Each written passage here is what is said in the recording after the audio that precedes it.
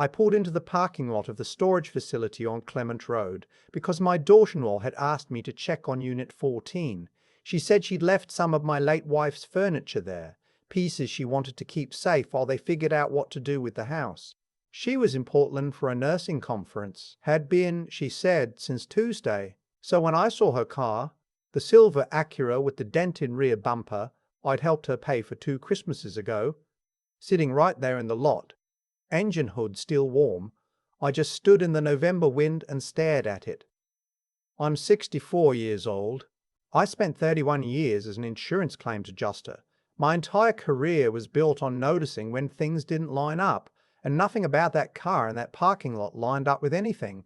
I always called her right then. My thumb was already on a name in my contacts. But something stopped me.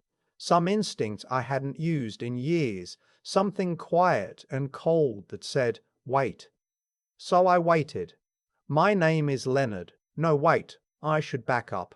That's what my wife Marion used to say to me whenever I started a story in the middle. Start at the beginning, Ray. You always start in the middle. She was right. I always did. My name is Ray Colton. I'm 64, retired, living in the same house in Millhaven, Ohio, that Marion and I bought in 1989. Marion passed 3 years ago, pancreatic cancer, 8 weeks from diagnosis to the end. It happened so fast that I still sometimes reach for my phone to call her when something strange happens. Old habit, the kind that takes longer to die than it should. My son is named Bryce. He's 38, works in commercial real estate development, does well for himself. I'm proud of him, or I was. I'm getting to that. His wife is Kelsey. They've been married 6 years. She's a traveling nurse, which means she's often away, which means Bryce spends a lot of time at my house, having dinner, watching games, borrowing my truck. For the first 2 years after Marion died, I was grateful for that. Grateful he checked in. Grateful Kelsey would drop off casseroles. Grateful I wasn't alone in the house every single evening. Grief does that to you. It makes you hold tighter to whoever's left. Somewhere in the 3rd year, I started noticing things. Small things, the kind that don't mean anything by themselves. Bryce asking about Marion's life insurance payout. Casual at the kitchen table like he was asking about the weather. I told him it had covered the medical bills and the funeral, and that what was left was mine to manage. He nodded, dropped it. Then Kelsey started asking about the storage unit. Which unit number? Whether I'd added anyone to the access list. Whether the facility required ID to enter. I told her I wasn't sure why it mattered. She said she just wanted to make sure someone could get in if something happened to me. I thought that was thoughtful at the time. Then there was the afternoon I came home from my Thursday card game with Ed Margolis and found Bryce in my home office. Not sitting in the chair, standing at my filing cabinet, drawer open. He heard me come in and closed it without turning around first. Then he turned around, smiled. Door was unlocked, he said. I let myself in. I can see that, I said.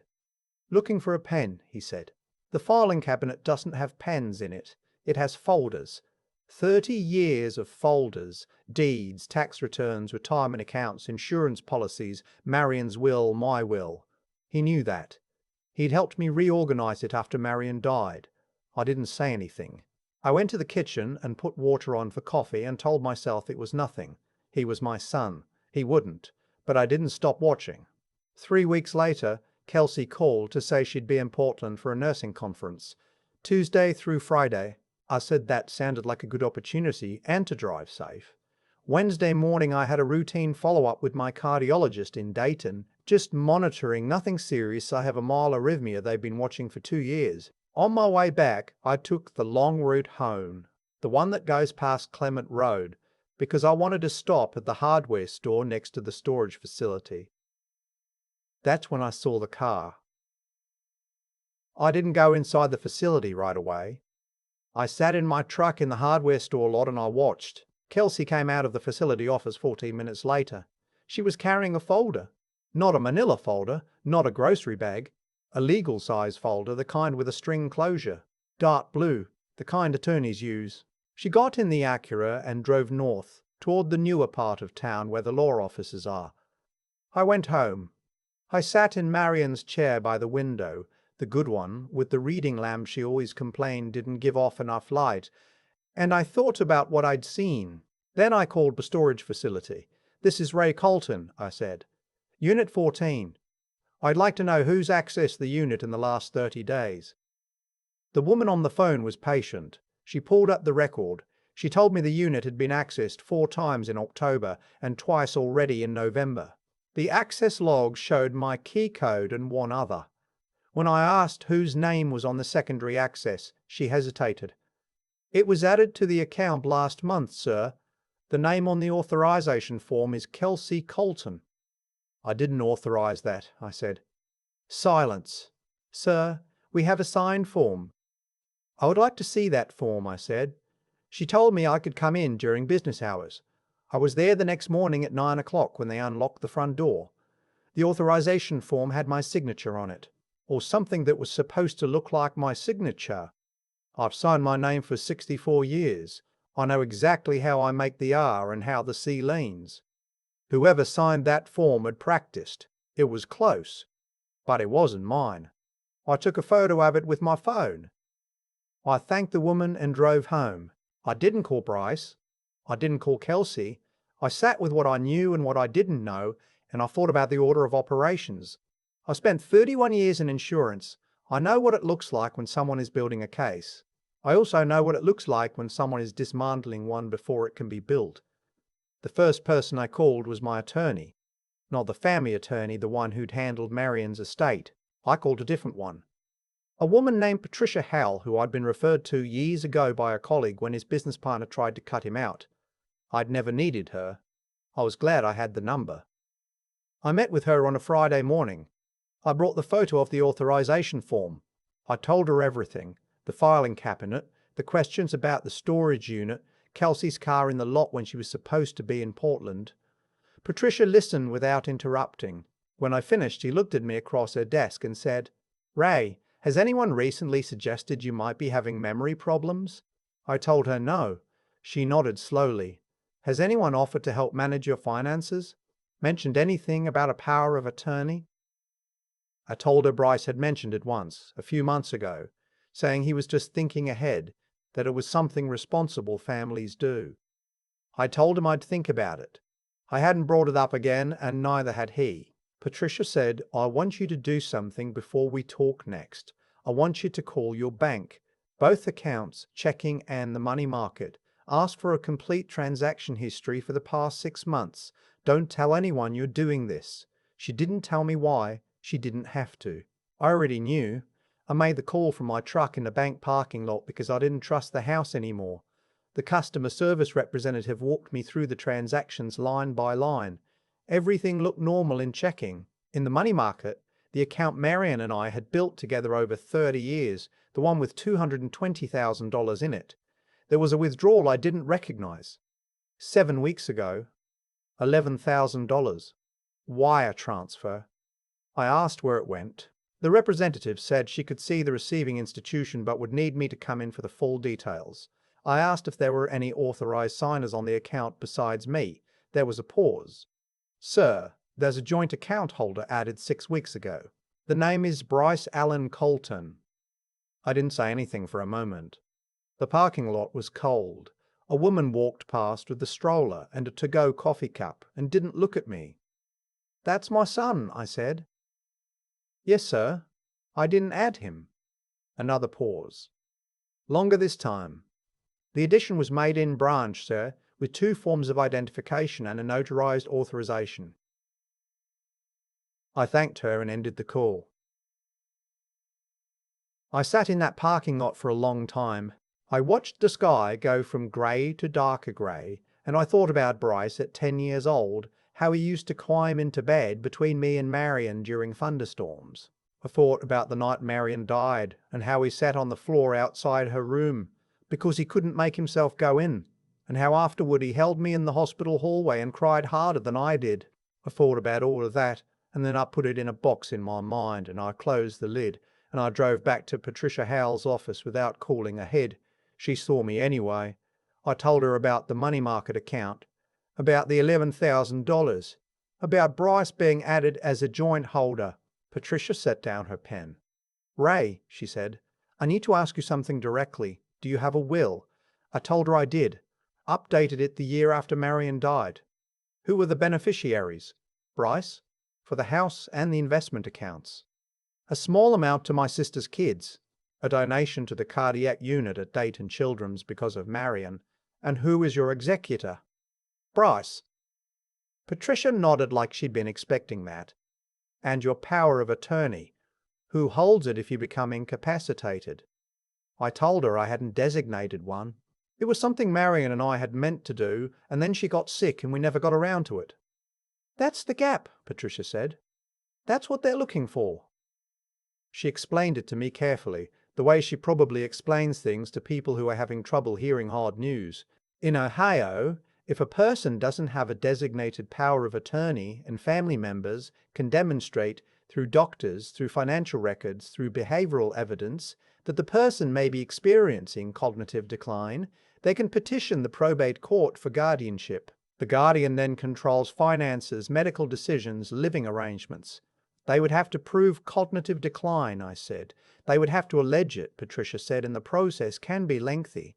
In the meantime, as executor and as a joint account holder, your son has considerable access. I asked her what they would use to allege it. She said, that depends on what they've been documenting. I drove home and I walked through the house differently than I had that morning.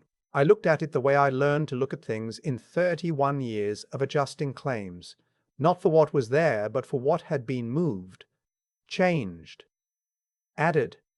In the kitchen, on the counter by the phone, there was a notepad, Marion's notepad, the one with the blue tulips on the cover, the one she used for grocery lists. It had been there for 3 years. I never used it.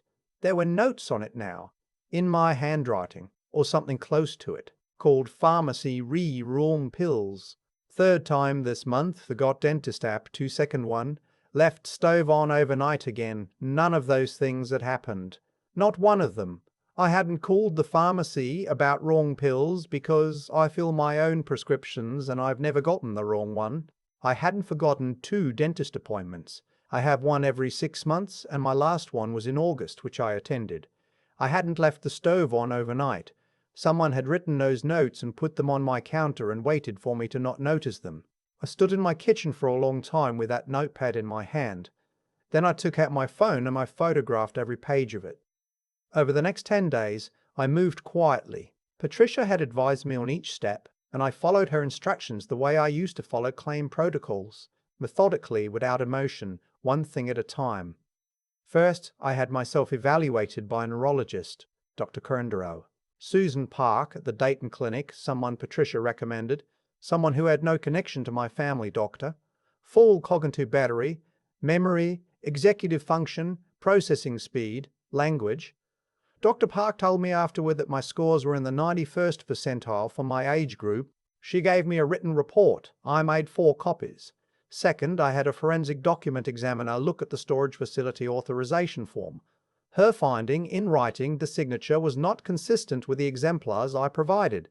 Most likely a practice forgery. Third, I contacted the bank's fraud department, not customer service. I reported the unauthorized joint account addition and the wire transfer.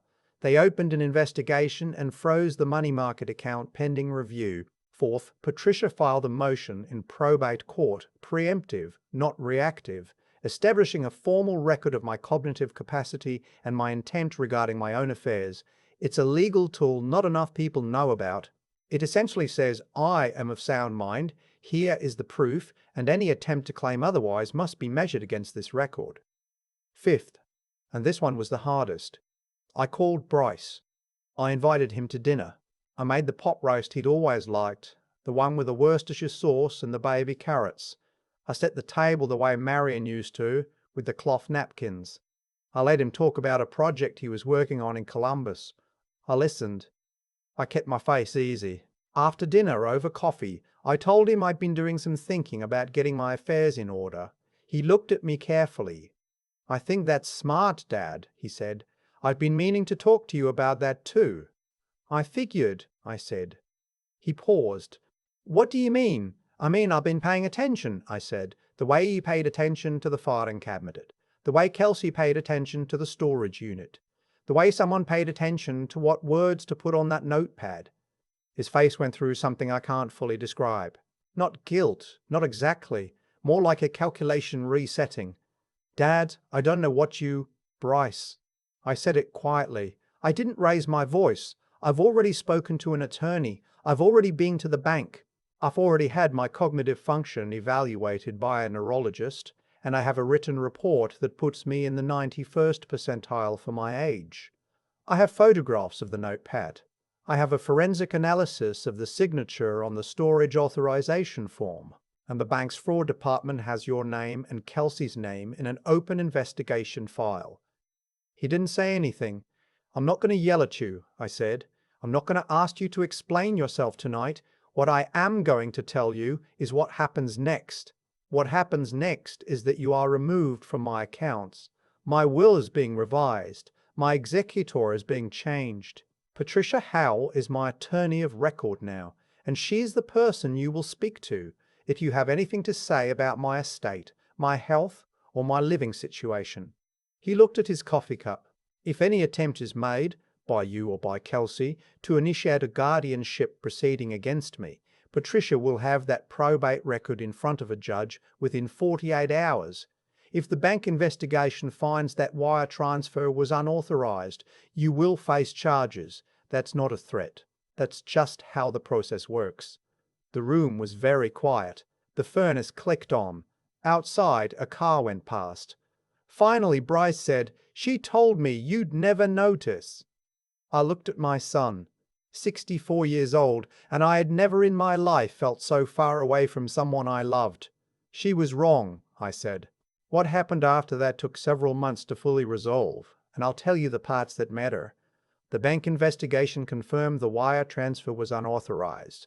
The documentation used to add Bryce to the money market account included a forged notarization. The $11,000 was recovered. The bank referred the case to the Montgomery County Prosecutor's Office. Both Bryce and Kelsey were interviewed. Kelsey, it turned out, was the one who'd found an attorney willing to help them structure the plan. Someone who'd apparently done similar things for other clients and who lost his license to practice law in Ohio 6 months later as part of a separate investigation. Bryce accepted a plea agreement, restitution, probation, community service, no prison time, which I did not fight, because he is my son and I am not in the business of destroying what I might someday be able to repair. Kelsey did not accept the same terms. She hired her own counsel, contested the charges, and the case is still moving through the court system as I write this. I don't follow it closely. Patricia keeps me informed when there are developments. My cognitive evaluation, the written report from Dr. Carve, Park, sits in a folder in my filing cabinet, not because I need it anymore, but because I want it there. Evidence of what I was at 64, when someone decided I was old enough to stop paying attention. I paid attention.